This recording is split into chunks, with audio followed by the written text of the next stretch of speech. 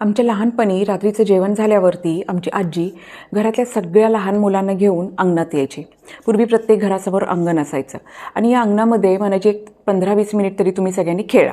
आता सगळेजण बरोबर असल्यावरती 15-20 मिनिट काय तर अर्धा तास किंवा 1 तास कसा व्हायचा ते सुद्धा मला कळायचं नाही. आणि फक्त लहान मुलंच नाही, जे घरातल्या इतर मोठ्या व्यक्तीसुद्धा जेवणानंतर किमान अर्धा तास तरी अंगणात फेऱ्या मारत असत.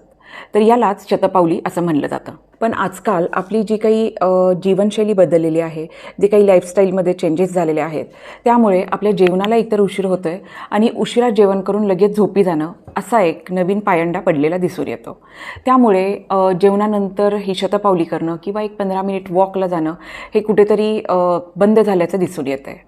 आणि निश्चितच त्यामुळे आपल्याला त्याचे आरोग्यावरती होणारे घातक परिणामही दिसून येत आहेत. तर आज बघूयात की शतपावली म्हणजे नक्की काय आणि त्याचे फायदे नक्की काय काय. तर व्हिडिओ अतिशय इंटरेस्टिंग आहे आणि अतिशय महत्त्वाचा टॉपिक आहे, त्यामुळे शेवटपर्यंत नक्की बघा. मी डॉक्टर शर्मिला इनामके स्वागत करते तुमचं आजच्या व्हिडिओमध्ये. तर आता हे जेवणानंतर चालणं अर्थात शतपावली म्हणजे काय, तर जेवण केल्यानंतर अन्नाचं व्यवस्थितरित्या पचन व्हावं म्हणून एक 15 ते 20 मिनिट स्लो स्पीडमध्ये चालणं याला म्हणतात शतपावली. चांगल्या आरोग्यासाठी जसा एक्झरसाईज महत्त्वाचा आहे तसाच आहारही महत्त्वाचा आहे. आणि आहार घेण्यापूर्वी आणि घेतल्यानंतर कुठल्या गोष्टी कराव्यात आणि कुठल्या गोष्टी टाळाव्यात हे सुद्धा आपल्याला माहीत असलंच पाहिजे. तर याच अनुषंगाने जेवल्यानंतर एक 100 पावलं चालणं किंवा 15 ते 20 मिनिट जास्तीत जास्त अर्धा तास मंद गतीनं चालणं यालाच म्हणतात शतपावली. तर याचे अनेक फायदे आहेत. कुठले फायदे आहेत हे आपण आता जाणून घेऊयात. तर ही शतपावली अगदी दुपारच्या जेवणानंतर आणि रात्रीच्या जेवणानंतर दोन्ही वेळेस केली तर ते अतिशय उत्तम ठरेल.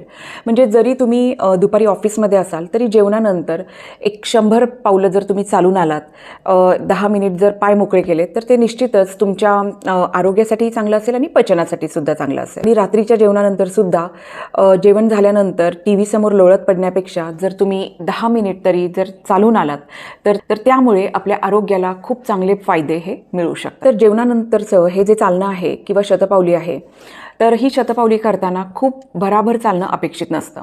तुम्ही स्लो स्पीडमध्ये चालणं हे अपेक्षित असतं. मग तुम्ही थोडंफार थांबतही वॉक केला तरीसुद्धा तो चालू शकतो. हल्ली बऱ्याच घरामध्ये एखादा पाळीव प्राणी हा असतो.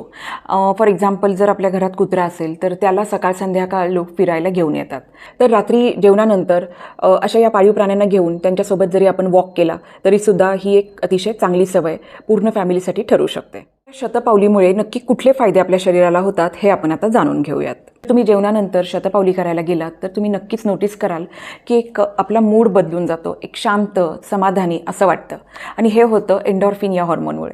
त्यामुळे नक्कीच जर जेवणानंतर आपण वॉक केला, आपला मूड स्टेबल होण्यासाठी, मन स्थिर होण्यासाठी याचा खूप आपल्याला मोठा फायदा मिळू शकतो. शतपावलीमध्ये जे काही आपण हळूहळू वॉक करत असतो तर यामुळे आपले पचन हे चांगलं व्हायला मदत होते. ते जठरातील अन्न हे हळूहळू आतड्यांमध्ये हे पुढे जायला लागतं आणि इझिली त्याचं डायजेशन व्हायला लागतं. त्यामुळे पोटात गॅस होणं किंवा ॲसिडिटी होणं किंवा बद्धकोष्ठता अर्थात कॉन्स्टिपेशन होणं या तक्रारी कमी व्हायला निश्चितच मदत होते. या शतपावलीमुळे जेवणातून ज्या काही एक्सेस कॅलरीज आपल्या शरीराला मिळालेल्या आहेत तर त्या बर्न व्हायला मदत होते आणि निश्चितच त्याचा उपयोग आपल्याला वेट लॉस करण्यासाठी होऊ शकतो. तसेच यामुळे आपली ब्लड शुगर लेवल ही नॉर्मल राहायला मदत होते, ब्लड प्रेशर नॉर्मल राहायला मदत होते. कोलेस्ट्रॉल जर तुमचं रक्तातलं वाढलेलं असेल तर त्याचीसुद्धा लेवल ही कमी यायला निश्चितच याने फायदा होऊ शकतो. याचबरोबर जेवल्यानंतर जेव्हा आपण शतपावली करतो तेव्हा हलक्या स्वरूपाचा का होईना आपला एक्झरसाईज होतो, व्यायाम होतो आणि त्यामुळे शरीर हे थकलं जातं आणि याचाच परिणाम म्हणून आपल्याला शांत आणि गाढ झोप यायला मदत होते.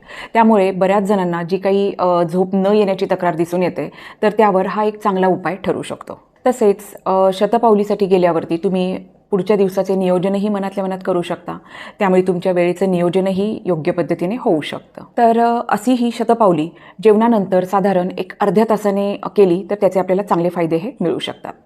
आता अजून एक महत्त्वाची गोष्ट मी इथे सांगू इच्छिते ती म्हणजे ज्या व्यक्तींना लो ब्लड प्रेशर आहे अशा व्यक्तींनी थोडी काळजी घेणं गरजेचं आहे किंवा एकटं शतपावलीसाठी जाऊ नये हे उत्तम. कारण होतं काय की जेवणानंतर आपण जे काही अन्न खाल्लेलं आहे तर त्याचं पचन व्हावं म्हणून पोटाकडे किंवा गॅस्ट्रोइंटेस्टायनल सिस्टीम जी आहे, पचनसंस्था जी आहे, इकडे ब्लड सप्लाय हा जास्त होतो आणि त्यामुळे जर लो ब्लड प्रेशरचा त्रास असेल तर कदाचित चक्कर येणं किंवा थकवा वाटणं, अशा गोष्टी, अशक्तपणा वाटणं या तक्रारी जाणवू शकतात. घरातल्या घरात एक 5 मिनिट जरी फेऱ्या मारल्या तरी सुद्धा ते योग्य ठरू शकेल. याचबरोबर ज्यांना हृदयविकाराचा त्रास आहे अशा व्यक्तींनी सुद्धा जेवणानंतर जास्त वॉक करू नये, कारण त्यामुळे हृदयावरती प्रेशर येण्याची शक्यता असते.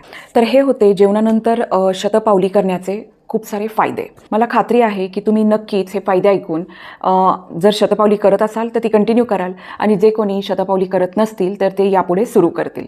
त्यामुळे निश्चितच तुमचं आरोग्य सुधारायला मदत होईल. तर आशा करते की ही माहिती तुम्हाला नक्कीच आवडली असेल. भेटूयात पुन्हा एकदा एका नवीन व्हिडिओमध्ये नवीन माहितीसोबत. तोपर्यंत stay happy, stay healthy. Thank you.